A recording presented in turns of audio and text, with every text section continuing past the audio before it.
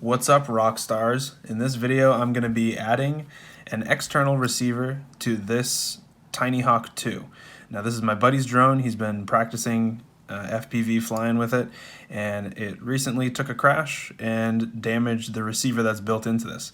So I'm going to be adding an FrSky R-XSR. So this is going to enable it to be bound to my QX7 instead of this controller that came with the drone when he bought it. So first thing we're gonna have to do, obviously, is take the drone apart.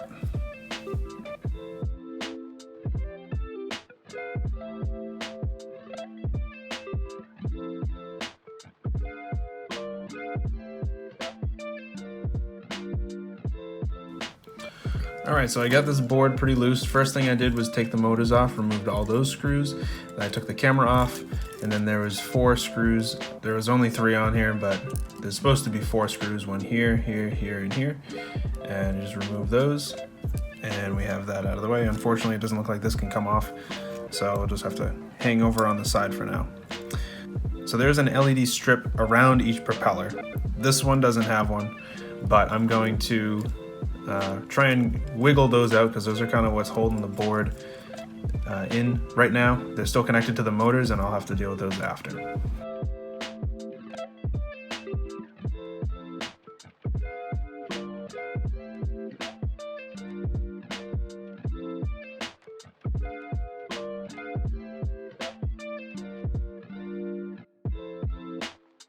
I'm going to disconnect all the motors, I'm going to unsolder all the wires, and then I'm just going to have the board by itself.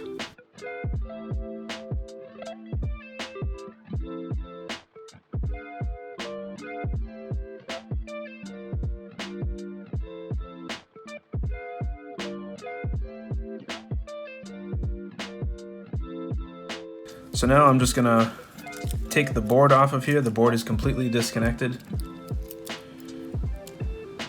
So there's that. And then here are our motors.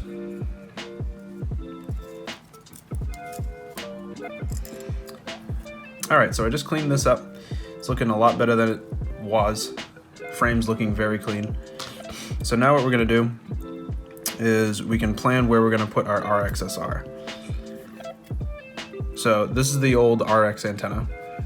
And right next to it, you can actually see the pads that we're gonna solder that receiver to. So right here is our ground. Right next to it in the middle is the 5-volt pad. And then right here is the SBUS pad. So since we're using an R-XSR, we only need these 3 wires right here. We don't need this yellow one. So to make this fit, all I'm gonna do is I'm gonna get this connector off of here. It's just held on with some pins. So if I just bend it back and forth, eventually those pins will come out. Now I'm gonna heat this up and just try and get these little pins out of here.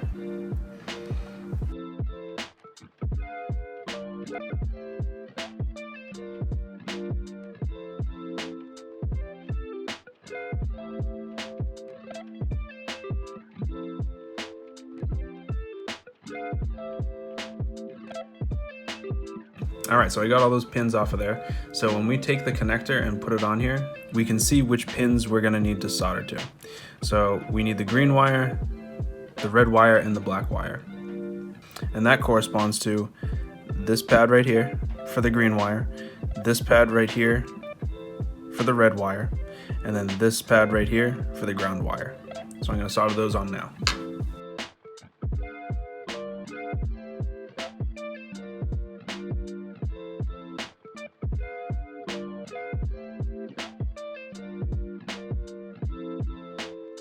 All right, so now it's gonna be time to work on this board. Now, we're not gonna be using this antenna because the receiver that's built into this is busted.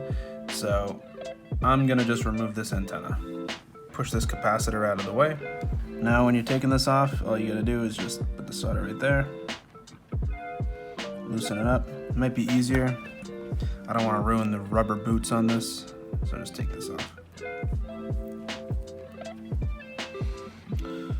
So now I'll just grab onto the antenna and loosen up the solder. Right like that. Here's the antenna.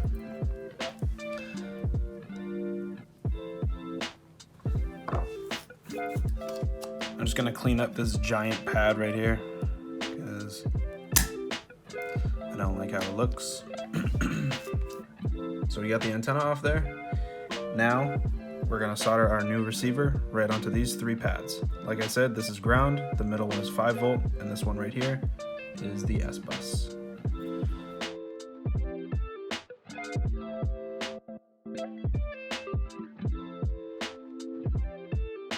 And there we have it. And there we have it. Have the R-XSR all hooked up, so I'll probably just do a little twirl like this, get it looking clean. And now we can find a good spot to mount it. So I'm gonna have these wires go underneath this capacitor. We'll push the capacitor back over to where it was to hold those wires in place.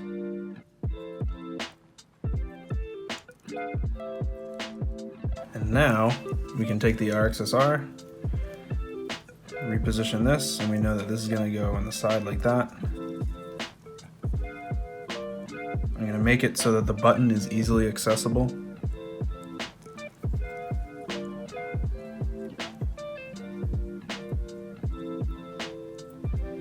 Like that.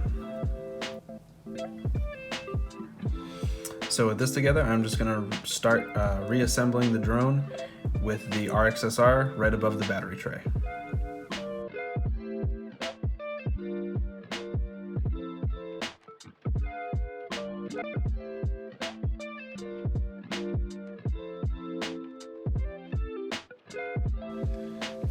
So now with this bottom plate all screwed on, I found a little screw that fit the hole, so I put that in so this won't be flopping around at all. But the R-XSR is under there, the button's easily accessible, and it'll be easy to bind.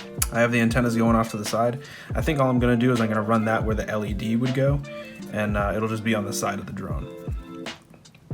So now what I'm going to do is I'm going to hook the motors back up, hook the camera back up, and then we'll go over binding it.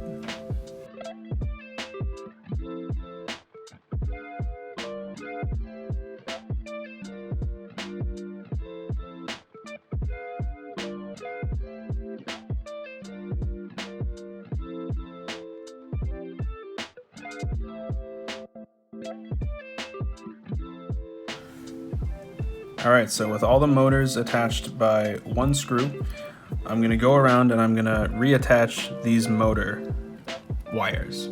So it doesn't matter which order you put these in, you can reprogram the way that these spin in BL Heli. So I'll probably end up doing that since I have no idea which wire went to which pad. So that's what I'm going to do now. It looks like it might actually be easier if I take this battery holder off. So I'm going to take that off real quick, and then I'm going to get these wires on there, and then I'll put this back on.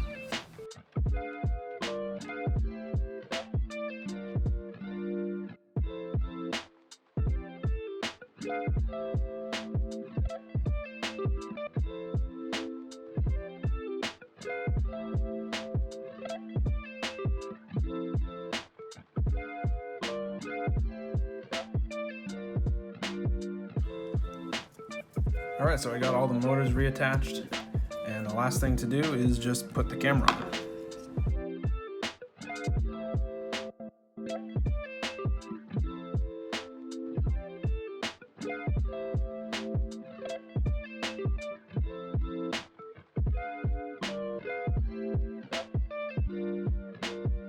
Alright, so everything's hooked up. Obviously, I don't have any screws in the top of these motors. I just want to make sure everything works before I get it completely together. Now all I'm going to do is plug it in and make sure it doesn't start a fire.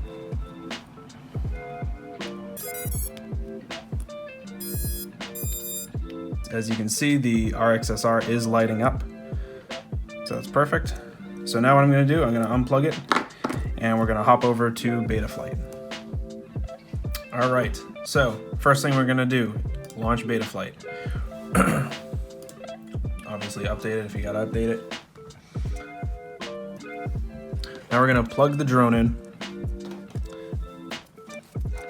using the micro USB cable. You should see a flashing light, and it should pop up on your screen. Make sure the orientation looks good. Now we're going to go to the configuration tab. We're going to scroll down, and right in this menu right here is what we're going to change. We're going to change it to serial-based receiver, and then we're going to change this to SBUS. Save and reboot.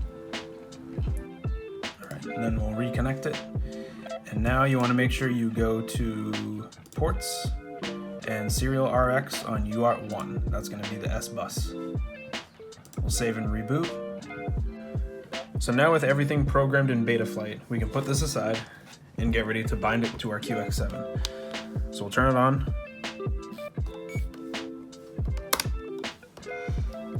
And I'm going to actually duplicate my Tinyhawk because I also have a Tinyhawk that has the exact same board, and that one actually has an XM Plus on it, but we'll be able to duplicate it and change the settings from there. So we'll hit this. You'll copy the model. I'll just put it down here. And we can select this model. And now we can rename it. So I'm going to rename this to Andy X Tech. For those of you unfamiliar with Andy the X Tech, I highly suggest you go check out his channel. He's got some good automotive content. So from this point, we will go up to internal RF. You want to make sure you're on internal RF as opposed to external RF because we're not using an R9M module or a long range module. It's just a normal 2.4 gigahertz module. So we'll make sure it's on XJT, D16, those look good. And now we'll change this to a number that hasn't been used yet. We'll do 10 because it's on channel 10. And then we'll just have it on bind for now. Now what we're gonna do is, while getting ready to plug this in, hold down the bind button. It's kind of difficult to see, but that is the bind button right there. So I'm going to hold that down and plug the quad in at the same time.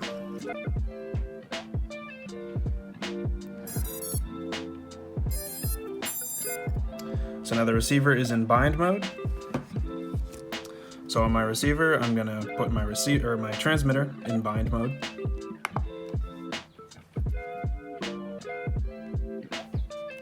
We'll hit channel 1 through 8 telemetry on. And you see that red light start blinking, that's how you know it's bound.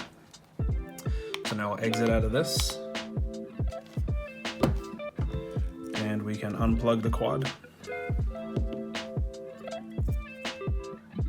So now that we know that this drone binds to this controller, we're going to plug this into Betaflight and start programming the switches.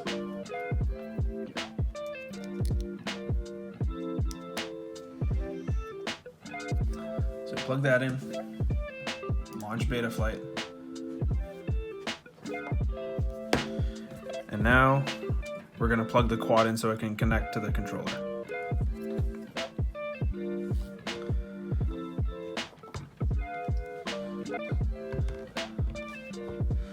So we have signal on here, and we also, signal on here. Now we're going to go to the receiver to make sure that we're getting stick movement, and we are. All these switches should work. Cool. So all the switches work. So now what we're gonna do is go into modes. And if you look at these are mapped to this old controller. So we're gonna scrap these settings. So we're gonna close this, close this, close this, close this, and check that. So now what we wanna do is flick the switch for the arm. So we're gonna do add range, and we're gonna make sure this is on auto. So it's automatically gonna detect which switch I'm moving. So that's aux 1. So I'm gonna want it to arm when the switch is up. So I'll set that right there. Now I'm gonna wanna add angle mode, and we'll put that on this switch right here. Same thing. We do aux 3, it automatically detects. So for angle mode, I'll have it completely up, so it'll start in angle mode. I have it set so that all the switches are up.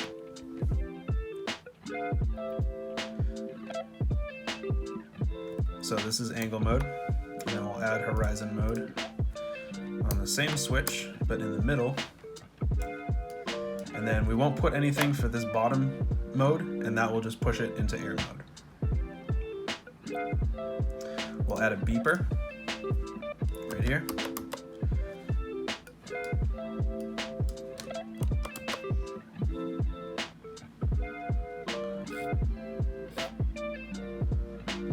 We'll add a flip over after crash. I'll put that on this switch right here. And we'll have it in the farthest position away from the top.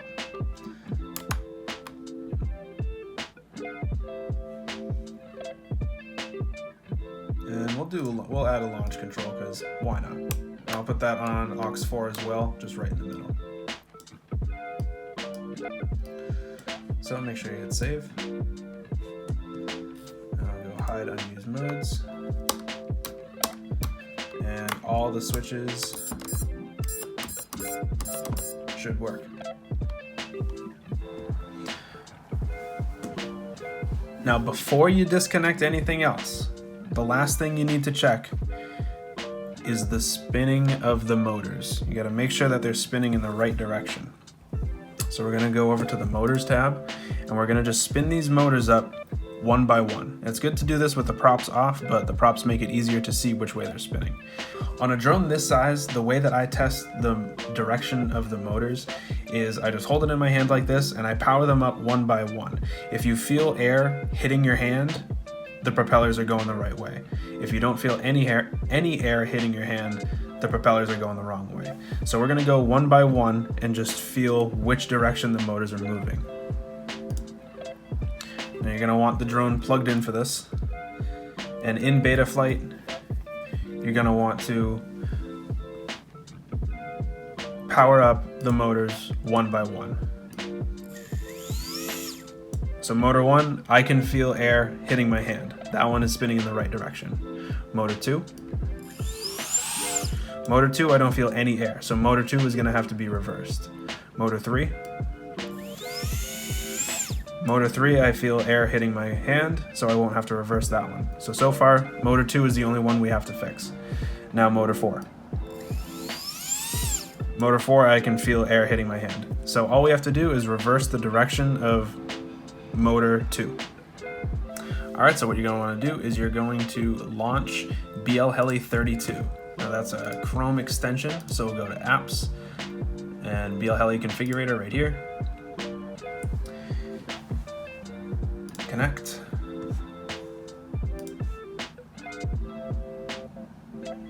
And it reads the setup right away. So the only one that we need reversed is ESC2.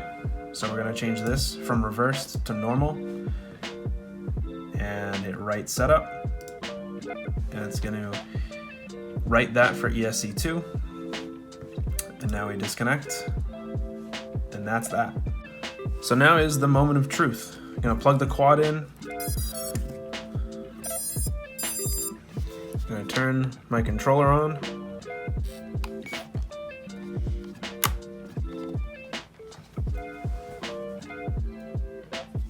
It's bound up, so let's see if the switch works. Perfect. So now, if I put it in acro mode, and arm it, it should fly. Let's give it a quick test.